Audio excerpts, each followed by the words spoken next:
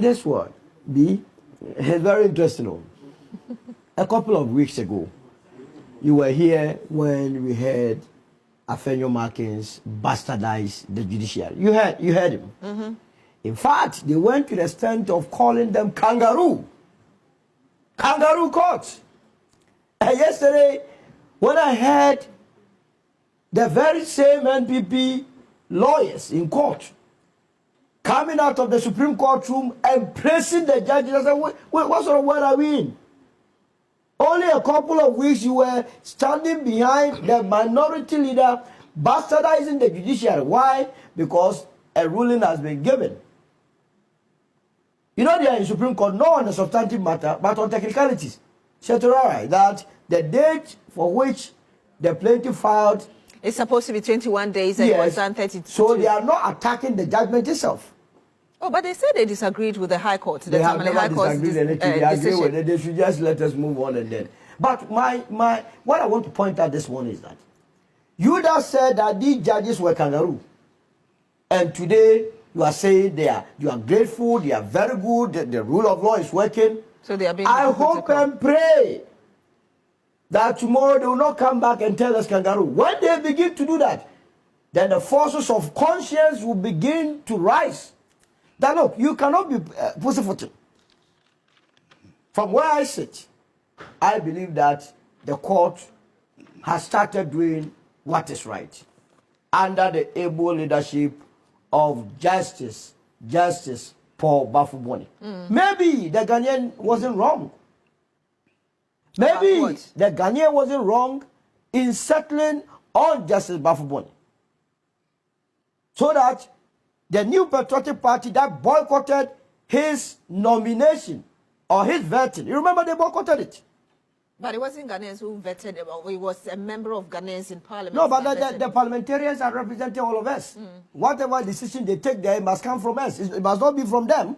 So whatever decision they take, it is presumed that it represents the entire country. And I'm saying that the Parliament of Ghana vetted Justice Paul Bafuboni and endorsed his nomination. They approved of it before he became the Chief Justice. Now the party, the minority party that boycotted his vetting, that claimed that this man was not going to be fair, who put together this team of judges, Puaman, Kolende, Siedu, Amadou Tanko. Remember what they said about Puaman during the committee hearing of Justice Tokonu? They took him to the cleaners. And here was Puaman, and here was Siedu, and here was Amadou Tanko sitting on the very case, going through the motion and saying that no, suspend this rerun. You see how beautiful the word is? And these people that showed Justice Paul Bafuboni comes back and said that we are so grateful. We are so grateful. So you're accusing the MPP of being hypocritical. This one, you don't need any Solomon to tell you. No, my name is Solomon. They are so hypocritical that we must not be entertaining some of this hypocrisy. If you want to be hot, be hot. If you want to be cold, be cold. But what is wrong with, we have freedom of speech and expression in Ghana's constitution. What is wrong with disagreeing with something when you don't feel convinced about it? So freedom of speech must also come with responsibility. Was there the need for the minority to have described the judiciary as being kangaroo? Was there the need? What changed between the period of your press conference and the last ruling? For which reason you have made a 360-degree turnabout and say that the judiciary is good. And that's what I'm saying, that I'm putting this caveat there. That we don't want to hear them say tomorrow that the Supreme Court or the judges are biased. When they do that, they don't mean well. Earlier, you were saying that a slap that is yours must be taken very fast. So the slap was for which one? No, the slap, I have said that Nyindam must not invest in this election. Okay, so it was for Nyindam. Any attempt, if they will give them a landslide, he will lose by a whooping difference. And so I believe that maybe the court can save the situation for him. It is the time of the NDC. It is 2028.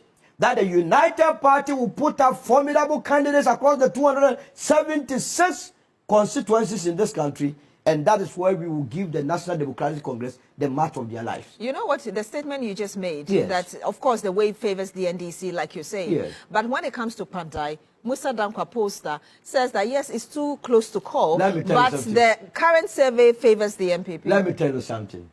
Chusubidi, you know Chusubidi? Which one is that? Musa Dankwa has expressed an opinion, percentages here and there. If the election are taking place on the 30th of December, mind you, the date is what? 30th of December. It's within the Yuletide period. I'm a Ghanaian. I have been in politics for a long time. I am on the ground. Who would not love to eat chicken during Christmas? Did Musa Dankwa factor in those that are going to eat chicken during Christmas?